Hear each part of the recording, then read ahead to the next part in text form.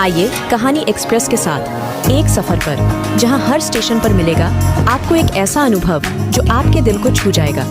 आपके लिए है यह सफर। आप तैयार हैं? तो चलिए, यह सफर शुरू होती है।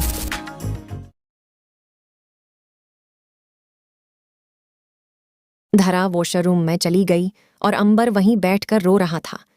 अंबर उठकर खड़ा हुआ और बेड के पास एक कोने में जाकर बैठ गया।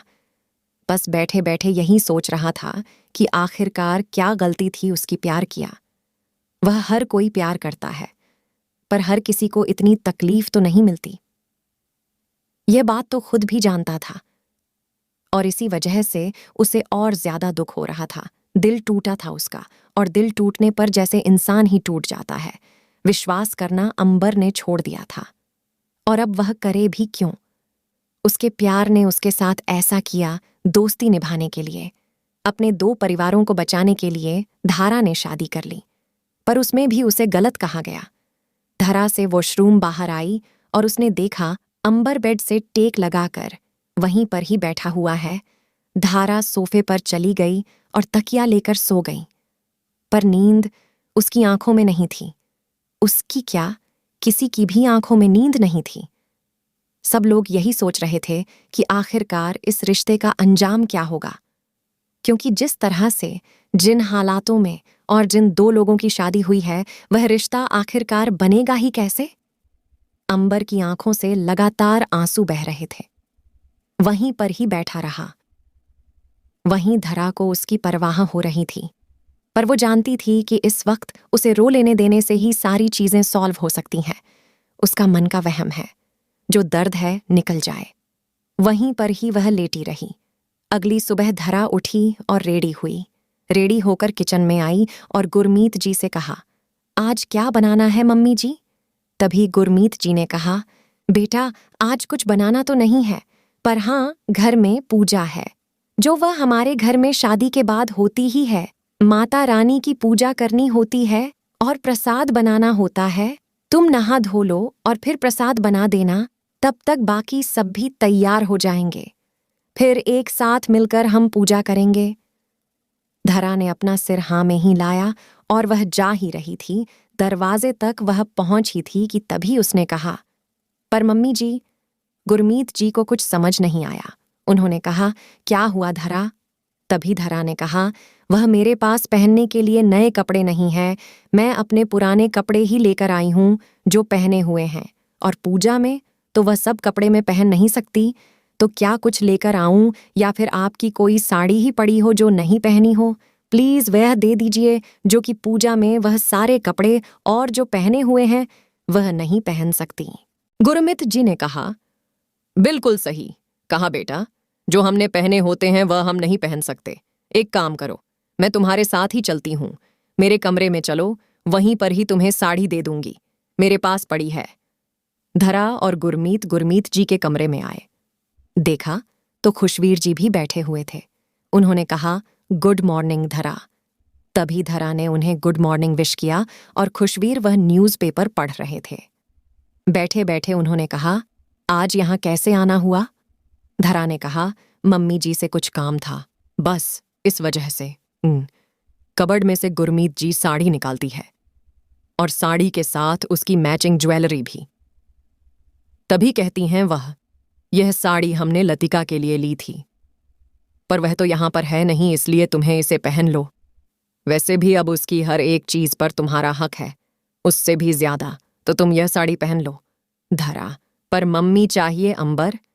खुशवीर जी ने कहा, अंबर से डर कौन रहा है जिससे खुद अंबर डरता है? धरा ने कहा, डर की बात नहीं है, बस अगर उसे यह देखकर लतिका की याद आई तो। गुरमीत जी, उसे एक भी ना कभी तो उसे भूलना ही होगा, इससे तो अच्छा कि हम आज से ही शुरुआत करते हैं। धरा ने ध्यान अपना सिर हाँ में हिलाया और अपने कमरे में गई।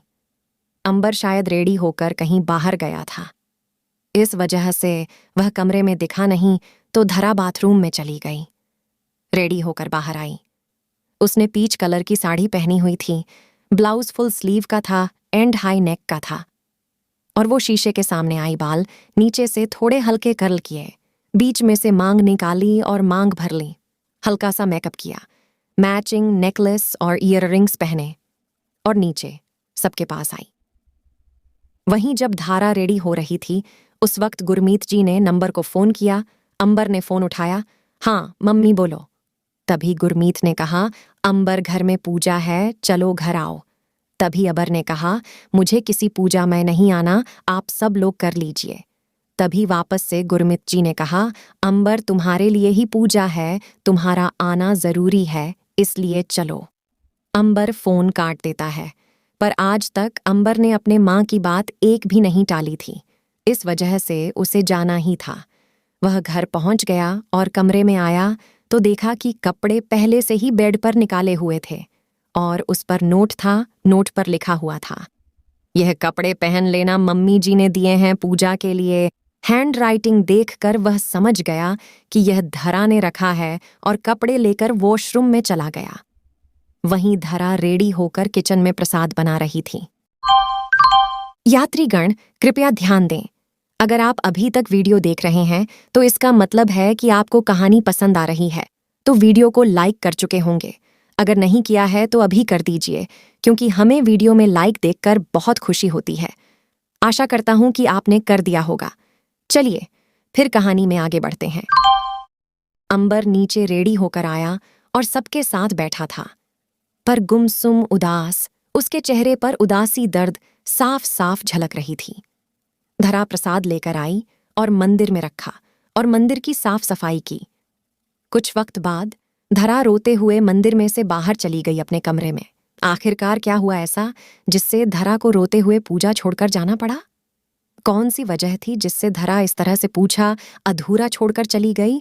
और क्या इसकी वजह अंबर था? धरा ने प्रसाद रखा। प्रसाद में उसने शीरा बनाया था। माता रानी के मंदिर में प्रसाद रखा।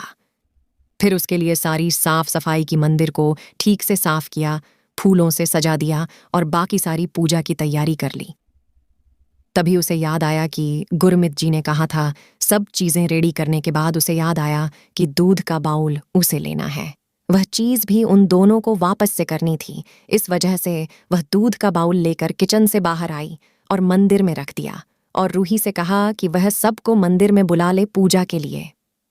पूजा की सारी तैयारियां हो चुकी हैं। सब लोग मंदिर में आए। अंबर सबसे आखिरी में था और जैसे ही आया और उसने देखा कि धरा ने वही साड़ी पहनी है, उसे अपनी पुरानी यादें याद आने लगीं कि कैसे उसने लतिका को अपने हाथों से वह साड़ी पहनाई थी और उसे पसंद करवाई थी।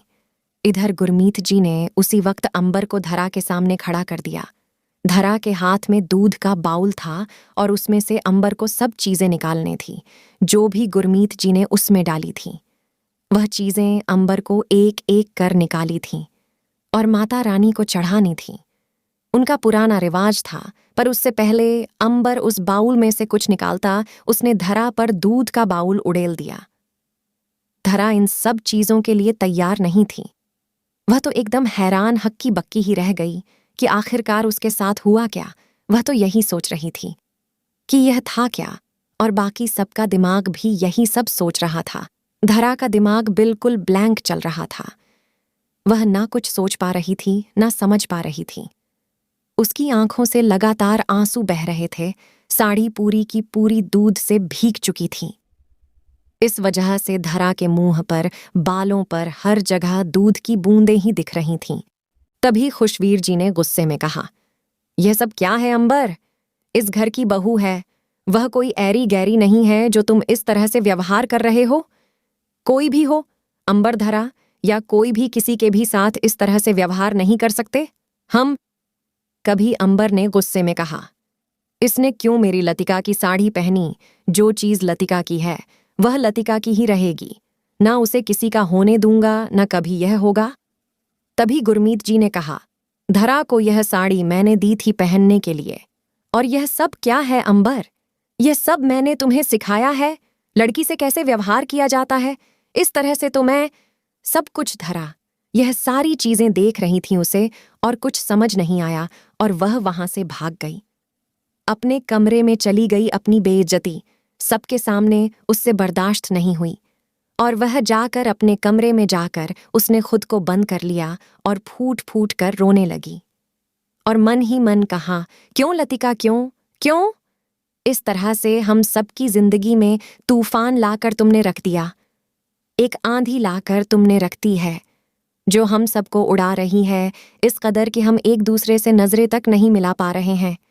आज मेरा दोस्त, जो कभी पहले मेरी बहुत इज्जत करा करता था, वही मेरी बेइज्जती कर रहा है, वह भी सबके सामने, सिर्फ और सिर्फ तुम्हारी वजह से। तुमने अपने एक सपने के लिए हम सबकी जिंदगी या दांव पर लगा दी। वहीं बाहर अंबर ने कहा, मुझे इन सब बातों से कोई फर्क नहीं पड़ता, लतिका के पास ही रहेगी आगे से, इस बात को ध्यान रहे, धरा को एक भी चीज लतिका की नहीं मिलनी चाहिए, ना आप देंगी माँ, समझी आप ना? कहकर वहां से चला गया। रास्ते में उसकी आंखों से आंसू बह कर गए। तभी वापस से खुशवीर जी ने उसे रोकते हुए कहा, रुको अंबर, तुम उस लड़की के साथ इतना बुरा मत करो, इतना पत्थर दिल भी मत बनो उसके लिए। उसने हम सब के लिए क्या किया है, यह तुम भी अच्छे से जानते हो। इस तरह का व्यवहार उसे और तोड़ देगा। तभी गुरमीत जी ने कहा, बिल्कुल बेटा, एक लड़की जिसने कुछ भी नहीं सोचा, अपनी परिवार की इज्जत के लिए उसने तुमसे शादी कर ली, और तुम हो कि उसे अच्छे से खुश तो नहीं, पर उसकी इज्जत तो करना सीखो, उससे माफी मांगो। अभी उसके लिए यह सब नया है।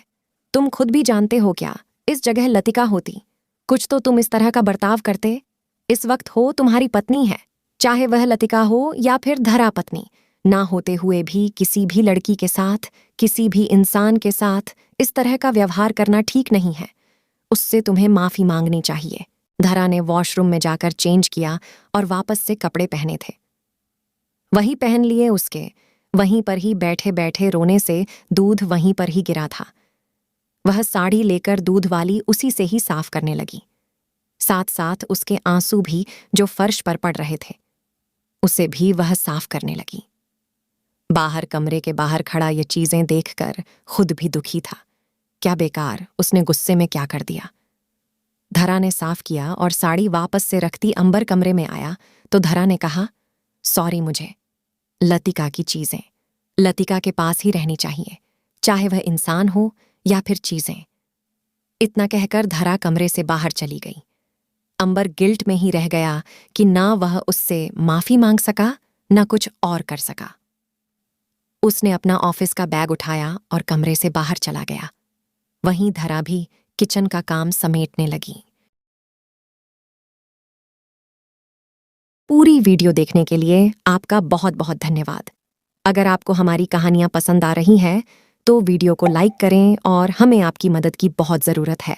हमारे चैनल में सब्सक्राइबर बहुत कम है, तो हमारे साथ जुड़िए, हमारे चैनल को सब्सक्राइब करिए।